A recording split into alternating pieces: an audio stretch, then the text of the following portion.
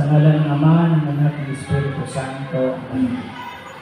Dakilang Diyos na magkapangyarihan, labis ko ang aming pasasalamat sa buong paghapon na lumipas. Salamat, Panginoon, sa iyong kalakasan. Salamat, O Diyos, sa iyong proteksyon. Salamat, Lord, sa mga lingkod mong ito na tumugon na sa gitna ng abalang-abala ang mundo sa kapalibutan. Binigyan mo ang mga lingkod mong ito ng pagkakataon na makarinig at magbigay ng papuri sa iyong dakilang pangalan. Panginoon, alam po namin na walang sayang sa mga oras, sa kahon, at maging buhay namin kapag ikaw ang dahilan ng aming pag-ibig. O Diyos, wala pong araw na hindi kami nagkamali. Wala pong lumipas na maghapon na hindi kami nagkasala. Subalit hindi po kinakapos ang iyong pagpapatawad. Hindi kinukulang ang iyong grasya at habag. Kaya sa hapong ito, dalangin po namin na pakalinisin mo kami upang ang mensahe na ipapahatid ay tumimo sa puso namin, sa kailaliman ng aming puso, para wag maagaw ng kalaban. Ito'y maging dahilan para kaming lahat ay magtutumpay sa napakaraming hamon ng buhay, sa napakaraming sagabal, sa buhay paglilingkod. Binibigyan mo pa rin kami, Panginoon, ng pag-asa na hanapin ka, paglingkuran ka at pasalamatan. Panginoon, naniniwala po kami na ang mga lingkod mong tumugon sa hapong ito ay hindi lalabas na hindi mo pinagpalay. Ano man ang problema, ano man ang mga suliranin kung meron man, karamdaman, mga kabigatan o mga gulo sa pamilya, ikaw ang tanging Diyos ng answer prayer. Kaya Panginoon, minsan pa, ibinabalik namin sa iyo ang buong pusong papuri sa pagkakila sa pangalan ng Jesus. Say Amen. Amen. Amen. And Amen. Amen. Sa ngalan ng Ama, at Anak, ng Espiritu Santo. Amen. Palakpakan natin sa ilawan ng harapin mo ang iyong katabi, sabihin mo, kapatid, sa hapon na ito, ang dalangin ko, anumang problema, anumang suliranin, anumang mga sagaban, sa pangalan ng Panginoong Yesus, ay aabutin niya ang pangangailangan mo in Jesus' name. 1 plus 1 equals 3. Power, power, power. Palagpakan natin ang Panginoon.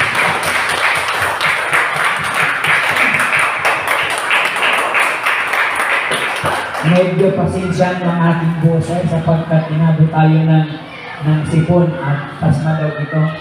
Pero tuloy pa rin tayo sa mensahe ng Panginoon. Ang masaganang biyaya ng Diyos ay hangin po natin sa Ebanghelyo ng San Mateo, chapter 22, verse 15 hanggang 21. Pakinggan natin ang mainam at ito natin ang ating puso't pagdinig sa kanyang mga salita. Umalis ang mga Pariseo at pinag-usapan kung paano nila masisilo si Jesus sa kanyang pananalita. Kaya pinapunta nila sa kanyang ang ilan sa kanilang mga alagad. Kasama ang ilang tauhan ni Herodes. Sinabi nila, Guro, nalalaman namin kayo'y tapat at itinuturo ninyong kahanan ang ibig ng Diyos na gawin ng mga tao. Wala kayong pinanginimian sapagkat pare-pareho ang pagtingin ninyo sa tao. Ano po ang palagay ninyo?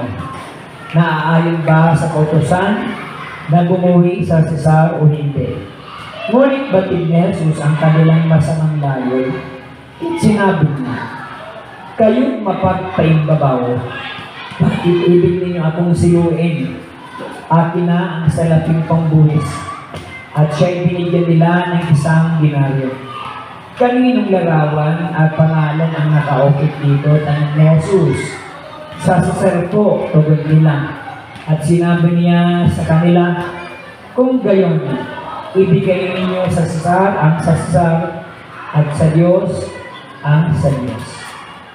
Mga pinagpalang prayer partner, mga answered prayer na lingkod ng Panginoon, ito po ang napakagandang balita ng ating kaligtasan. Malakas, malakas na palakpak kay YSDAI. Amen. Sino naniniwala ang answered prayer na itaas ang kamay? Amen. Yung answered prayer na ay pwede nang umuwi. Babi, kayo mabiro. Sige, maabot mo na kayo. Thank you, brother. Praise God. Una, pinagpasalamatan ko ang ating El Shaddai at ang ating mga manggagawang mga awit at operator. Congratulations sa kanila sapagkat tama yung sabi ng punong lingkod. Take an extra effort. Amen. Totoo talaga, walang pwedeng humadlang kapag gusto nating magpapuri sa Panginoon. Hindi natin napapansin ang ginagawa nila. Hindi madaling magkanta pag walang manunugtog. Kasi ikaw ang sasabay sa -1. Amen. And let us pray for them na huwag silang manghinawa sapagkat sa totoo lang, sabi ko nga sa inyo, ano naman ang pakinabang nila kung sa kanilang sarili lamang sila manana. Pero yung mga sakripisyo nila, mga effort nila, alam nyo, galing pa ako sa pagiging operator, galing pa ako sa pagiging manunugtog. Tinawag ako ng Panginoon, hindi ako attender. Tinawag ako ng Panginoon bilang manggagawa. Si brother habang nagkakaluko-luko yung sounds, pinagpapawisan ng maigi. At alam nyo, ganda lang ng upo nyo dyan. Pero yung mga choir, sobrang sacrifice. Maniwala ko kayo. Amen ba? Congratulations kay nanay na napakagaling sumayaw. Amen. In-upload ko yan sa ating YouTube. Wala pang 15 minutes, 50 na ang viewers niya. Amen. So, sikat si Mother. Siya nga pala, may YouTube channel ako, Grow Chico Channel. At nandoon yung mga healing songs, mga praise and worship, at mga word of God. Ito, i-upload ko after natin. Ang YouTube na yan ay ginamit ng Diyos na imbis magreklamo ako ng pandemic, ibinigay ko ang oras ko sa paglilingkod. Nag-prayer ako, nag-worship sa Facebook noon, sa YouTube. Maniwala ko kayo sa hindi. May tumawag sa akin taga-California. Brother, anong address mo at pangalan mo? Pinadalan akong $100. Ganon kahimala ang Diyos. Kaya pag napatunayan mo sa Panginoon na ang lahat ng paglilingkod mo ay para sa Kanya, magugulat ka isang araw, may gagawin si Yahweh El Shaddai. Kaya kayo nanay na mabigat ang problema sa anak, sa kanyang ginaraanan, hindi lingid sa Diyos ang kanyang nararamdaman. Nandito tayo kasi hindi kompleto ang ating buhay. Hindi natin kaya ang mga suliranin kung sa sarili nating lakas. Kahit hindi paliwanag ni nanay ang kanyang nararamdaman, umiyak man siya sa inyong harapan, hindi niyo pa rin kayang sukatin ang bigat ng kanyang nararamdaman. Amen ba? And that's why we are here, because El Shaddai is a working miracle God. Siya ang Diyos ng himala. Amen ba? Kaya tanungin mo ang iyong katabi, kapatid, anong kailangan mo kay Yahweh El Shaddai? Diba, secret yun? Pero kahit secret yan, alam na alam ni Yahweh El Shaddai. Amen ba? Naniwala kayo na answered prayer tayong lahat? Palapakan natin ang Panginoon. Ang unang punta ko dito ay January 2016. It's almost 7 years. Tingnan nyo ang haba ng panahon. Kung hindi kay El Shaddai, yung 7 taon, pwedeng hindi na tayo nagkikita. Pwedeng sumama na ako sa mga nakandemya. Amen ba? Pero God is good. Sa dami ng problema, 7 taon, kaya nung makarating ko dito, iba yung naramdaman ko, Lord. Ang dami na palang panahon. Kung bibilangin ko yung problema, hindi ko na kaya ikwento sa inyo. Pero sa gitna ng maraming problema, sa pamilya, sa kapwa natin, sa personal, nalalampasan natin lahat. Kaya sabihin mo sa iyong katabi, kapatid, malalampasan mo yan. Amen. Bakit natin malalampasan? Kasi kasama natin si Yahweh El Shaddai. Amen ba? Ayan. Tapos na po tayo. Ang ating topic ay a lesson in wisdom. Isa sa pinakamagandang pwedeng mangyari sa buhay ng tao ay magkaroon ng matibay na karunungan. Kasi pag marunong ka, hindi ka malibing lang ng demonyo. Kapag marunong ka, hindi ka madadaya ng kalaban ng Diyos. Dito sa gospel natin, tinatrap ang ating Panginoong Yesus. Sinusukat ang kanyang dunong ng mga Pariseo. Kung tayo ay nagbabasa ng Biblia, makakarinig kayo ng Pariseo na laging kumukontra kay Jesus. Alam niyo, ang Pariseo ay sila yung mga Jewish people, sila yung mga Hudyo na napakatalino, napaka-influensya, napakakarunong ng mga Pariseo. At ayaw nilang sila'y masapawan. Dahil ayaw nilang masapawan, gusto nila sila lagi yung sikat. Pero nang dumating si Jesus,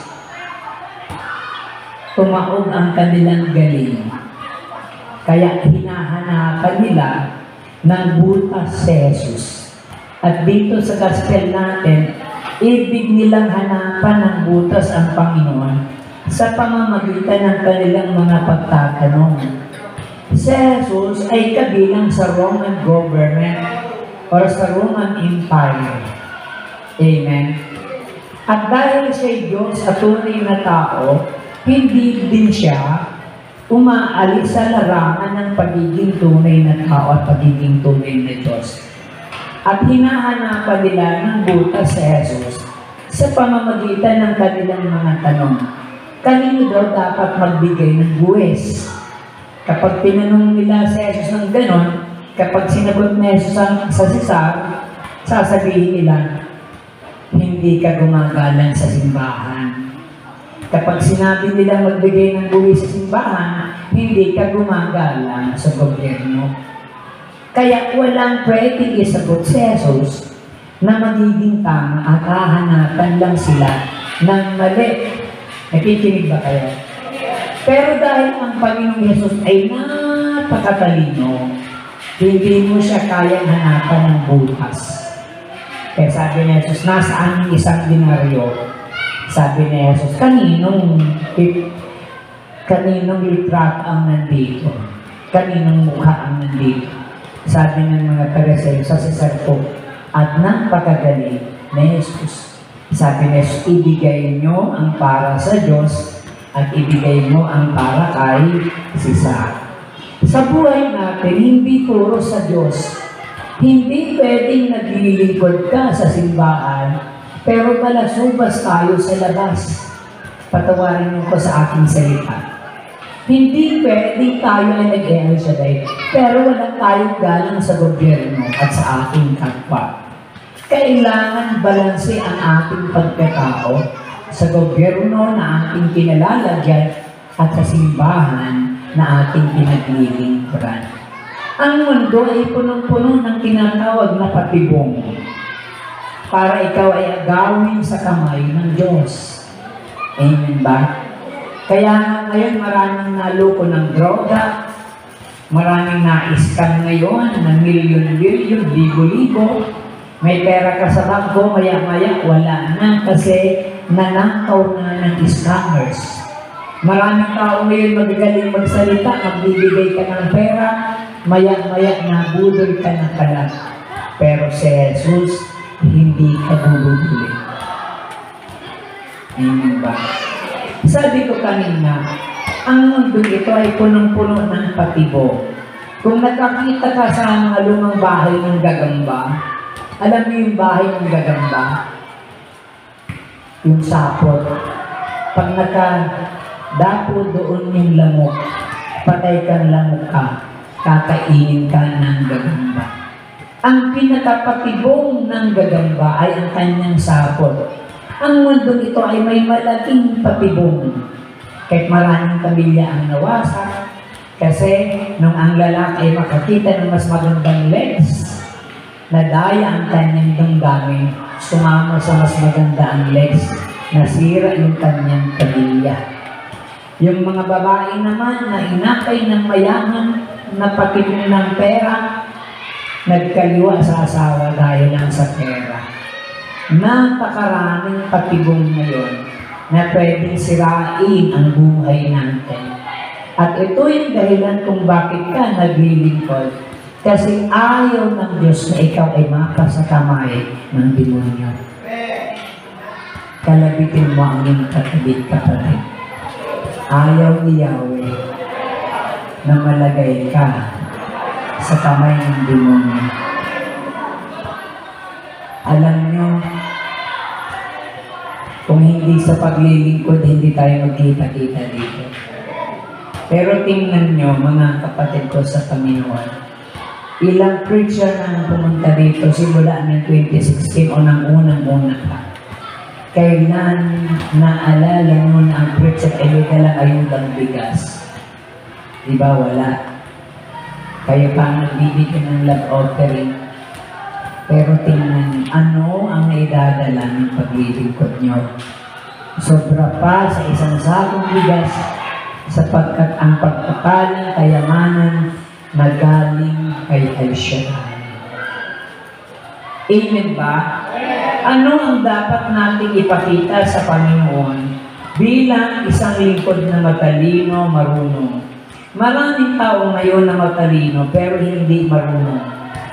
Mga taong professional pero wala sa hulog ang kanyang buhay. May mga taong elementary graduate lang, hindi matalino sa mga academic subjects, pero may magandang pagkatao. Ang nanay ko at nanay ko, yung magulang namin, grade 6 lang sila. Pero dala-dala namin ang magandang pangalan nila. Hanggang sa namatay sila, inaani namin ang magandang itinanim nila sa aming barangay. Pag nagkakaroon kami ng kaaway, nakilala na ang magulang mo si ganito, biglang umuurong sila, bakit? May pangalan na bitbit ang aking buhay. Ganon din sa paglilingkod natin. Kapag ang pangalan na dala-dala mo ay hindi pangalan mo, kundi pangalan na El Shaddai, may protection ka sa iyong buhay. Amen ba? Ano ang dapat nating pagsumikapan? Kahit hindi ka magtumba-tumba sa gawain, kahit hindi ka umiyak sa gawain, kapag matining ang iyong buhay paglilingkod, magtatagumpay ka sa buhay mo. Minsan hindi kailangan ng Panginoon ng malakas na palakpak. Minsan hindi kailangan ng Panginoon ng malakas na amen. Minsan hindi kailangan ng Diyos ang magagandang boses. Ang kailangan niya ang magandang pamumuhay. Pag gumanda ang pamumuhay natin, magaganap yung sinabi ng punong lingkod, buntong hininga mo pa lang, answered prayer ka na. Kaya inhale, exhale, and say, I am blessed. Diba? Kasi pag napagbuntong hininga ka na, ibig sabihin, punong-puno ka na ng mga kabigatan. Kapag napapabuntong hininga ka, ang dami mong daladalang problema, sasabihin mo, ay buhay. But when you inhale to God, God will bless you. Nakikinig po kayo. Unang bagay is discernment in difficult situation. Kailangan may karunungan ka sa masalimuot na mga sitwasyon. Mapapatunayan mo na lingkod ka ni El Shaddai kapag nag-aaway na kayo sa inyong sambahayan. Paano mangyayari yun?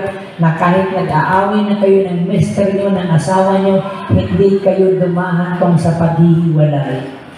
Kasi may Diyos na namamagitan. Kahit mag-away kayo, magsagutan kayo, hindi kayo nagkakasakitan. Kasi may self-control.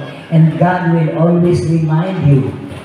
Pinapaalalahanan ka ng Diyos na sa gitna ng mabigat na mga pangyayari, kailangan maging marunong ka. Kasi kung may nakaaway kang palasagot ka, parehas kayong mali. Pero kapag anak ka na siya matalino ka, kagaya ni Jesus, ininsulto, dinuraan, pinatay, hindi sumagot, sapagkat alam niya ang kanyang amang si El Shaddai ang gaganti sa kanya.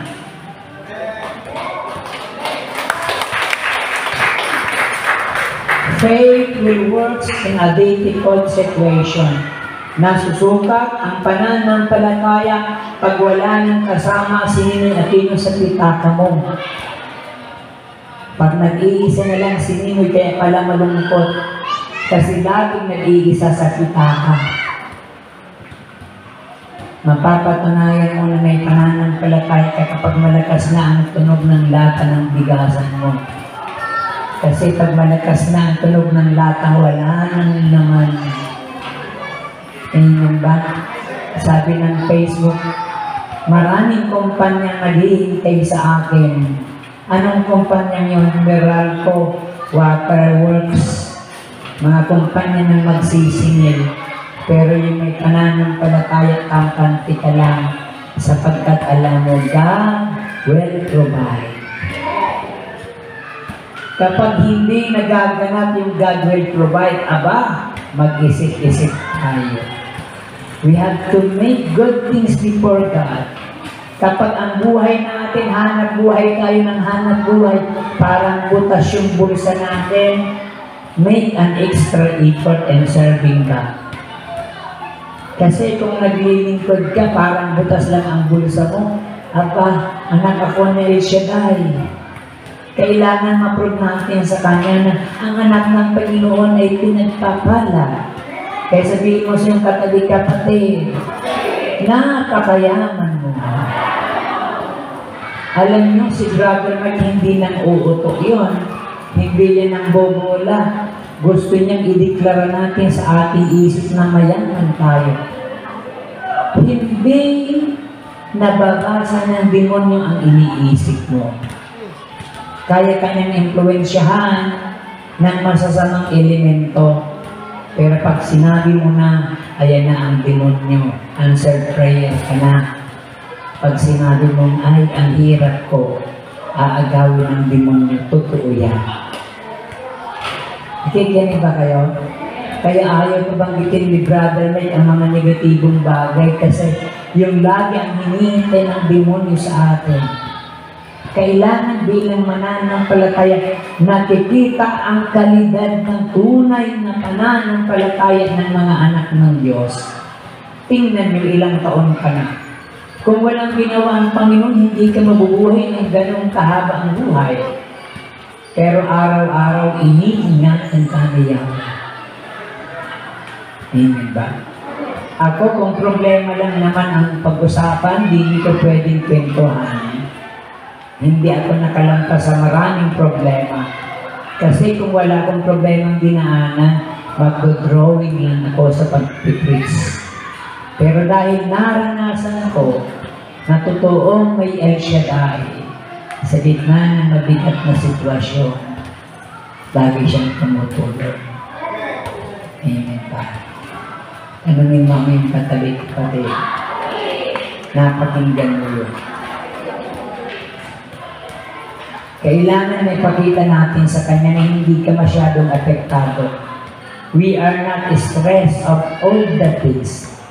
Kapag hindi mo na alam ang gagawin mo, pinapakita mo sa Panginoon na wala kang tiwala sa Kanya. Kapag ikaw ay natatakot, pinapakita mo sa Diyos na hindi mo siya kakampi. Diba? Pag ginulat ka, una, nagugulat ka. Pag ginulat ka uli, pangalawa, di ka na masyadong nagugulat. Pag ginulat ka uli, di ka na nagugulat. Bakit? Nasanay ka ng ginugulat. Pag wala kang pera, natatakot ka. Pero dapat minsan kailangan masanay tayo na minsan walang pera. Hindi pag walang pera, natatakot ka. Pag walang pera, hindi mo alam kung saan ka tatakbo. Kailangan kalmante ka lang. Kasi alam niyo ba, pag ang tao'y natakot, nawawala ang vision ng dapat nating pag-iisip. Amen ba? Pag natakot ka na, aagawin na ng demonyo ang diskarte mo.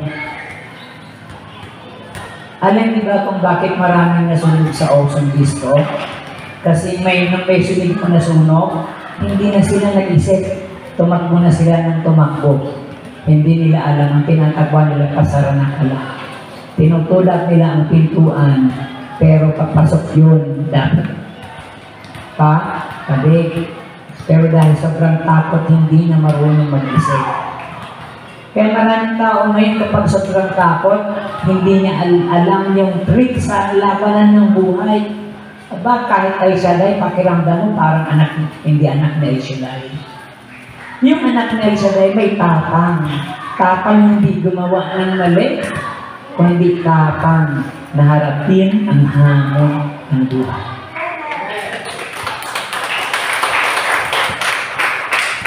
Sabihin mo sa iyong katabi kapatid, ipakita mo kay El Shaddai na may tiwala ka sa Kanya.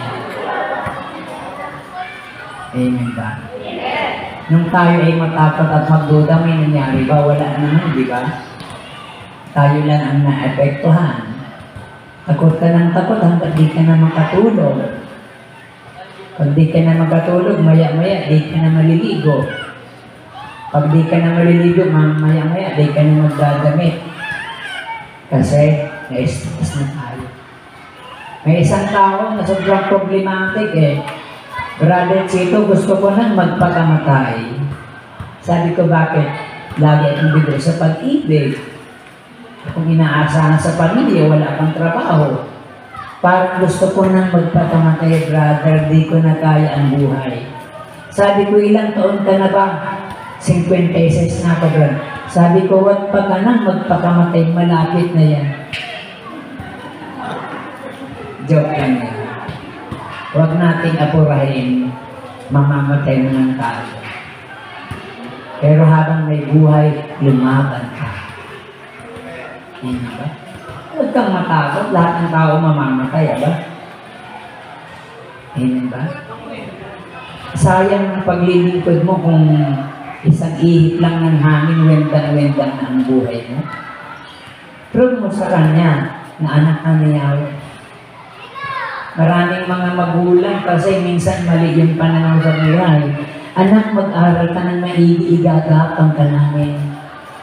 Sabi ni Brother Mike, ahas lang ang gumagapang. Pag may problema ka, sabihin mo, igapang ilipad ka namin. Kasi sabi sa Isaiah, ang taong nagtitiwala kay Yahweh ay parang agila. Lumilipad ng lumilipad, hindi napapagod. Ang ahas gumagapang. Ang agila lumilipad, ibig sabihin, lumalampas ka sa problema sa baba. Dinadaanan mo ang mga problema sa baba hanggang makarating ka sa hangganan ng paglilipad. Sabi ko nga sa inyo, sa 7 years ng aking pagpunta dito, kung hindi tayo pinagpala ng Panginoon, hindi ako nakabalik sa inyo. But God is good. Huwag ka lang tumigil. Kung hindi man sa inyo, sa anak nyo, sa pamilya nyo, laging may pamamaraan si Yahweh. Pag mabuti kang tao, hindi ka pababayaan ng Diyos. Alam nyo, ni January, na-aksidente ako unang pasok ng taon. January 15 or January 7, bumangga yung motor ko sa Bana Innova na Brown. Pagbagsak ng motor ko, nandoon ako sa baba. Kaya pala parang himatay kasi bali yung aking daliri sa paa. Sa dami ng tao na sa palibot ko, nag-iisa ako. Bakit walang tumutulong sa akin? May tumayo naman ng motor ko, pero walang nag-antabay. Maya-maya may dumating kasunod ko yung taga sa amin. Sabi ko, pakitawagan ng aking mga kapatid. Pagtawag nila sa aking mga kapatid, aba, bagong bili ng isang motor doon sa bahay. Sobrang punta sila sa aking area na nabanggaan. Ako'y nakaluha. Bakit? Pag may pamilya kang tumutulong sa iyo, hindi ka nila pababayaan. Pero pag pamilya mo, inaway mo. Pag nagkasakit kayo, wala kayong kakalag ka rin. Pagtatawanan ko kayo. Kaya kung may mga mahal kayo sa buhay na hindi yung inaayos, aba mag-isip-isip. Hindi lahat ng panahon sa iyo. Buti kong patawarin ka pag nagkasakit ka. Buti kong unawain ka, pero kung sumbatan ka ba, kawawa ka naman. Kaya mayroon tayong kapatid, kasi may panahon na dudugtungin yun. Bakit kapatid? Nung ilabas ka ng namin mo sa sinapupunan mo, napatid ang pusod mo. Nakikinig ba kayo? Pero pag may panahon na problema, idudugtong yan ng Diyos. Yung napatid na pusod mo, idudugtong yan ng Diyos. Kaya kung puno ka ng galit, ng isip, ng inggit sa mga mahal mo sa buhay, aba tumigil ka na lang sa pag-e-elsyonan. Pero hindi dapat tumigil, sikapin mo na magi kang tunay na huwawan ni Yahweh.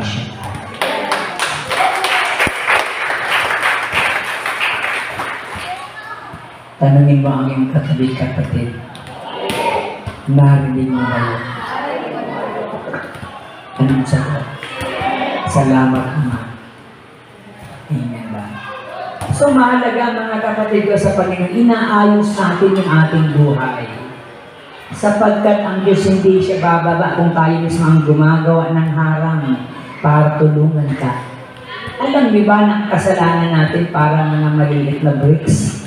Parang maliliit na hollow blocks. Yung kasalanan parang maliliit na mga bar ng semento. Pero pag pinatong-patong mo araw-araw, maya-maya tumataas. Nagiging isang pader. Yung kasalanan natin, ganun din.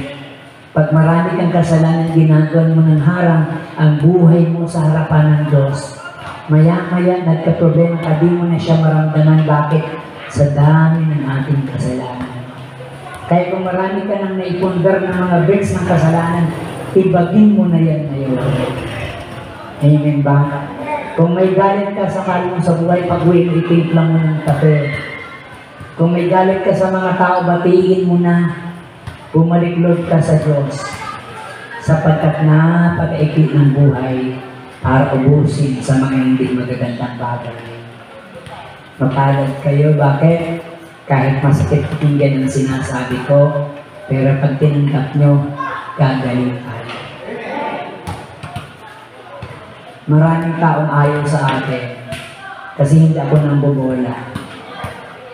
Maraming nagsabi, layaman kayo, tatalino kayo, pero kapag hindi ka nagbago, walang mangyayari. Amen ba? At napakaganda na ayusin natin. Ba't lagi mong tandaan, mahirap man yan, mabigat man yan, hindi ka uli ang lahat. Even in the last hour of your life, God is waiting for you. Huwag na huwag kang mawalan ng sapagkat kahit pinakahuling sandali na nagagawa natin mali, hinihintay ka lagi ng Diyos. Hindi kinikwenta ng Panginoon ang kasalanan mo, ang hinihintay niya ang pagbangon mo. Pagtapos ko dito, galing sa pila-pila, pag-uwi ko sa bahay, ang sarap ng tulog ko, ang sarap ng pakiramdam ko. Bakit? We are doing what is the will of God. Pero kahit mapera ka, kahit mayaman ka, pag may talagan sa loob, magugulo ka. Sabi ni Brother Mike, pag nag-aaway ang gawain, nag-iimbita, nagkokontrahan, may demonyo sa loob. Nagkikinig ba kayo? Pag nag-aaway-aaway ang pamilya, aba, may demonyong nakapasok. Pag magulo yung buhay natin, may demonyo sa loob. Gawin natin na ang nasa loob natin ay ang Diyos. Kaya sabihin mo sa iyong katabi kapatid, mula ngayon, walang ibang pwedeng maghari sa iyo ang Panginoon Yesus sa isip mo, sa puso mo, at buong pagkatao. Kaya, tumayo na tayo. Palakpakan natin ang Panginoon. Awitin natin ang ikaw ang maghari. Meron ka ba dyan, Brad? Ano may musun? Sige po. Ilagay natin ang ating kamay sa tapat ng ating puso. At kagaya po ng mensahe natin ang pakinggan, sikapin natin na ang Diyos ang maghari sa atin, nang sa ganon maging maganda ang buhay natin. Hindi man madali na tayo makabalik sa Kanya, pero madali kapag tayo ay sumungo sa Kanya.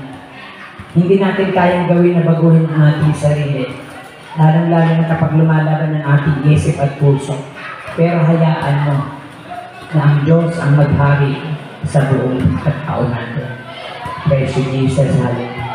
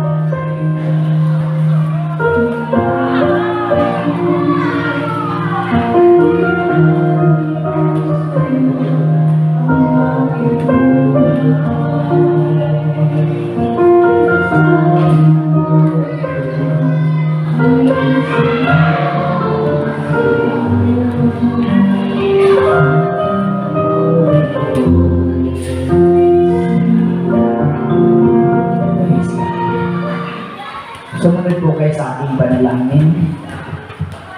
Dakilang Yahweh El Shaddai. Sa pangalan ni Jesus, ibig namin na ikaw ang maghari sa aming buhay. Ibig namin na maging katulad ni Jesus sa aming buhay sa araw-araw. Magtagumpay kami sa lahat ng salot, sa lahat ng pagbigo, sa lahat ng itinanim ng kalaban sa aming puso, sa aming isip. Basagin mo kami upang lahat ng bagay ay mawala sa buhay namin. Bagkus Panginoong Jesus, ikaw lagi maghari sa aming buhay mula ngayon at magpakailanman. Amen. Sa ngalan ng Ama, palakpakan natin ang Panginoon. Itaas natin ang mga bagay-bagay na hindi natin pabasbasan.